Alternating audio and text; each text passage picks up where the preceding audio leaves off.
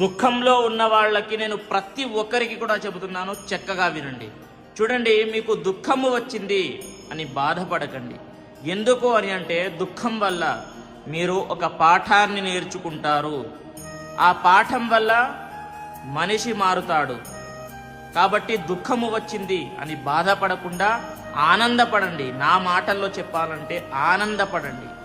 ఆ దుఃఖం వల్ల మీరు ఇంకా ఇంకా స్ట్రాంగ్గా మారుతారు. రాబోయే కష్టాలను ఇంకా ఈజీగా తట్టుకుంటారు. కాబట్టి బాధ నుండి ఎలా బయటపడాలి అనేది ఆలోచించాలి, కానీ బాధపడకూడదు. ఓకేనా? ఇంకొకటి చెప్పాలి అని అంటే మనిషి జీవితమే శాశ్వతం కాదండి. ఎప్పుడు ఏమవుతుందో ఎవ్వరికీ తెలియదు. ఇప్పుడు నేను చెబుతున్నాను, ఇప్పుడు రేపు ఉంటానో లేదో కూడా తెలియదు. అలాంటి జీవితంలో మనము బ్రతుకుతున్నాము, గుర్తుపెట్టుకోండి. కాబట్టి ప్రతి ఒక్క నిమిషము, ప్రతి ఒక్క సెకండు ఆనందంగా గడపండి. మీ లైఫ్ పైన మీరు ఫోకస్ చేయండి.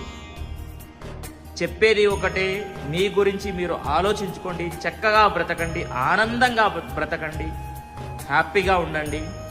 లైఫ్లో అన్ని టెన్షన్స్ మర్చిపోండి. మీ పైన మీరు ఫోకస్ చేసుకోండి. మీకంటూ ఒక గోల్స్ పెట్టుకోండి. ఆనందంగా హ్యాపీగా గడపండి, ఎంజాయ్ చేయండి లైఫ్ని. స్వస్తి, సర్వే జనాః సుఖినో భవంతు.